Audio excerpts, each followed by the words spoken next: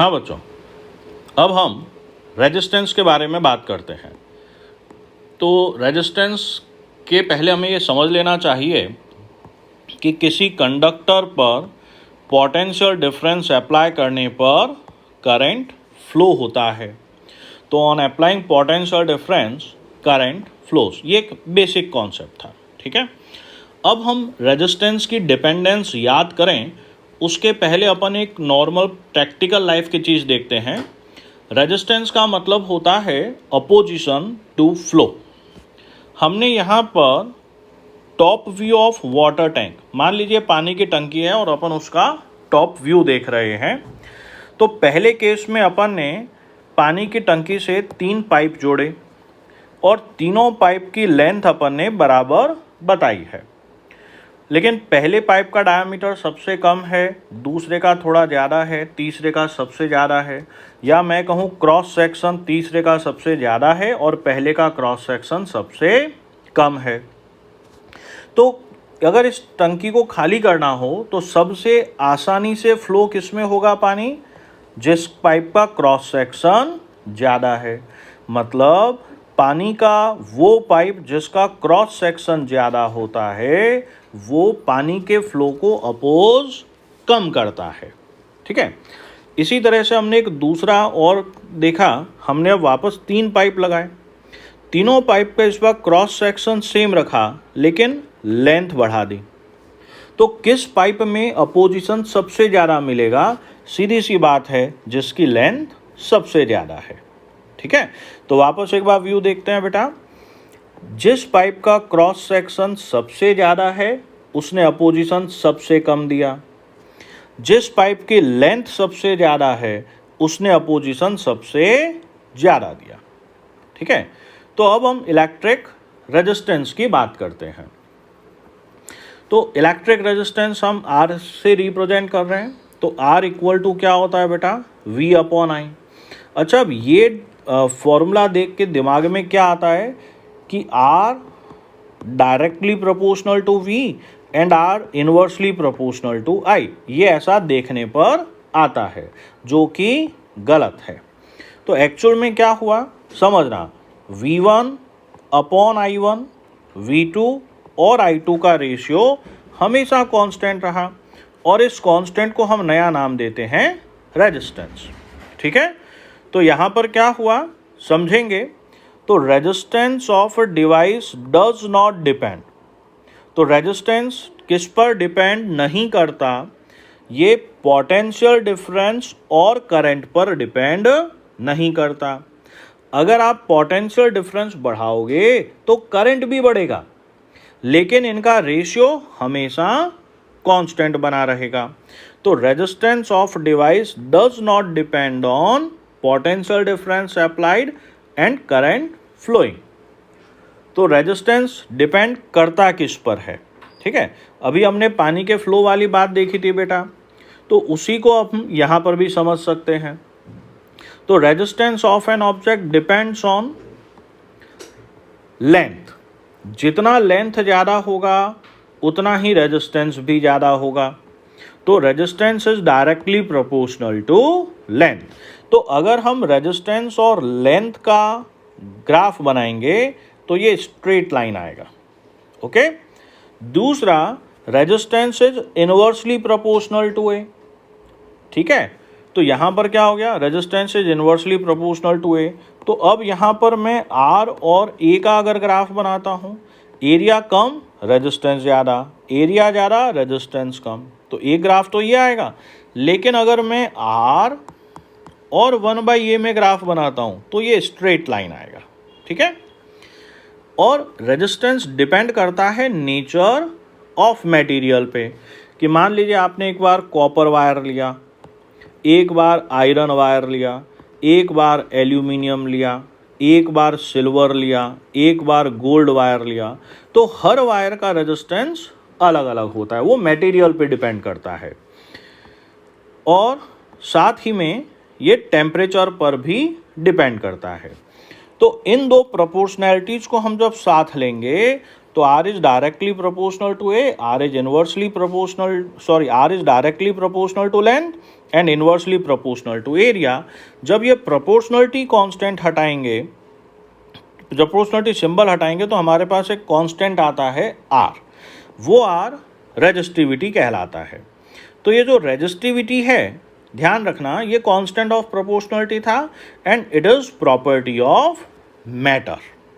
चलिए आगे बात करते हैं रेजिस्टिविटी के बारे में। तो R equal to rho L by A, तो यहाँ से अगर हम रेजिस्टिविटी की बात करें बेटा, तो rho equal to R A by L, resistance का यूनिट ओम होता है, एरिया का यूनिट मीटर स्क्वायर, लेंथ का यूनिट मीटर। तो हम यहाँ से इसका मीटर यूनिट भी निकाल सकते हैं। रेजिस्टिविटी जो होता है वो प्रॉपर्टी ऑफ मैटर होता है, ध्यान रखेंगे, और रेजिस्टेंस प्रॉपर्टी ऑफ ऑब्जेक्ट। तो आर की जगह ओम, एरिया के लिए मीटर स्क्वायर, लेंथ के लिए मीटर, तो हमारे पास ये यूनिट आ गया ओम मीटर। अब आगे समझना, इसको डिफाइन करना है, रेजिस्टिविटी को डिफाइन करना है। तो हमने रेजिस्टिविटी को डिफाइन करने के लिए, डेफिनेशन के लिए अधिकतर चीज़ों को 1 कर दो। तो हमने लेंथ 1 ली, मतलब unit length, cross section area 1 metre square, मतलब यूनिट क्रॉस सेक्शनल स्क्वायर। तो अपने पास में क्या आएगा बेटा, रो इक्वल टू आर। इसका मतलब resistivity numerically equal to resistance, किस वायर के, जिसकी लेंथ 1 मीटर हो और जिसका cross section area 1 metre square हो। तो हम यहाँ पे इसको ऐसे समझते हैं कि resistivity of a material is numerically equal to resistance of wire made up of same material. उसका लेंथ कितना होना चाहिए, यूनिट एरिया और यूनिट लेंथ, ठीक है। इसी को डिफाइन करने का एक और तरीका हम देखते हैं बेटा। हमने एक यूनिट क्यूब लिया, जिस मटेरियल की रेजिस्टिविटी फाइंड करनी है उसका यूनिट क्यूब लिया। तो यूनिट क्यूब मतलब लेंथ, ब्रेथ और हाइट तीनों 1 मीटर हैं, ठीक है। तो ये जो एरिया है ये भी क्या होगा, इट इज़ 1 मीटर स्क्वायर, ठीक है।